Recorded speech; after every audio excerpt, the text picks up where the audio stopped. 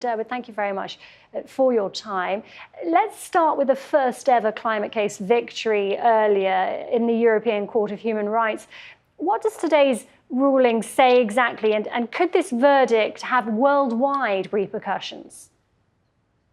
It is a day to celebrate. So the European Court of Human Rights has stood up to the challenge of the climate emergency and issued a path-breaking decision in behalf of the elderly women in Switzerland, saying to Switzerland, you have not done enough.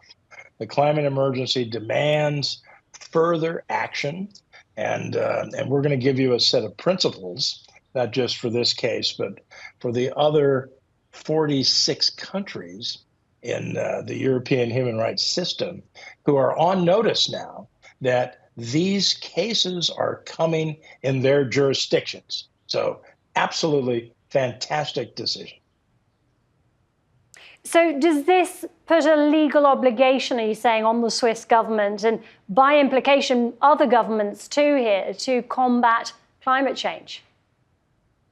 Yes. So the case itself applies just in Switzerland, but the court lays out principles. It says we're going to apply in other cases where we're going to measure, have you done enough in the near term to slow down warming as you approach the need for net zero at 2050? You cannot postpone those obligations. You need to do enough today, tomorrow, the next day, every day to 2050. So they've set out some very important principles, and they have given a shot across the bow to the other countries of Europe, saying, this is the way we will review your climate performance, and it better be really good, better than it has in the past. And Durwood, why would you say that this case has been successful where many other cases have failed? Well, some of it is that the climate's getting worse. So you just reported that it's the 10th straight month of record-breaking heat. And this is alerting everyone who's paying attention in governments, in courthouses around the world. So they're more sensitized to what the climate emergency means. That's one thing. Another is that the courts have seen the failure of national and international efforts to rein in climate change. Again, we have a UN treaty, the Paris Agreement, very important, but it is not alone capable of doing the job of slowing warming in the near term, in the midterm, and in the long term. It's not. And no national legislation is capable of doing this either. So the court is saying, we're going to step in. We have the legal authority. We are the wise ones, the judges. We have the judicial wisdom, and we're going to say, you have to do more. And you have to follow the science. And the science is telling us that you need to take rapid mitigation today. So again, you reported the record-breaking heat for the 10th straight month. We should all know this is an incredibly dangerous moment. We will soon pass tipping points, and those tipping points will be irreversible, and many will be catastrophic. So, the courts now are paying attention, and there are some other courts that are doing good decisions, and of course, the Inter-American Human Rights Court is also getting ready to provide an advisory opinion on the climate emergency.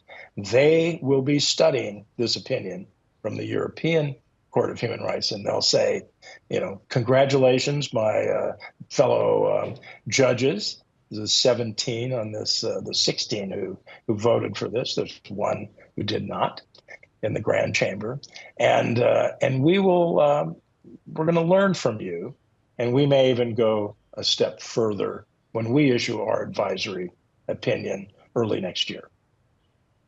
Durwood, you mentioned there tipping point and catastrophic consequences. Scientists have been warning of the dangers of climate change for years and years now. But We're now in uncharted territory, it would seem. What are they concerned about now?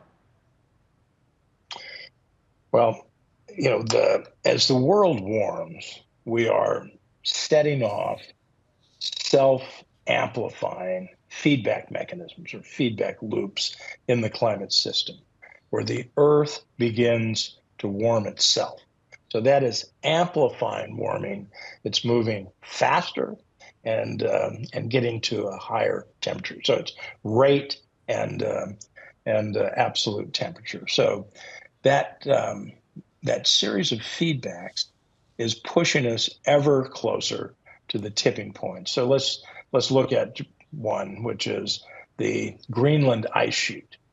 So when we lock in 1.6 degrees of warming above pre-industrial levels, and the way the scientists measured is you need an average of 1.6 over a 10-year period.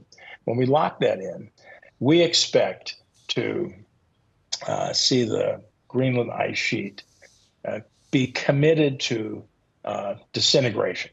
Now, that will play out over decades, maybe centuries. We simply don't know. It's too hard to model ice sheet dynamics to know. But we will soon lock in 7 meters of sea level rise for the world. And same thing in the Amazon, where we are destroying both by deforestation and warming the Amazon, which is this great system for pulling CO2 out of the atmosphere. And as we destroy it, we turn it from a benefit into a source of more climate warming. Durwood, it's been an absolute pleasure speaking to you this evening. Thank you for your time. Durwood Zaelke speaking to us live there from Washington. Thank you.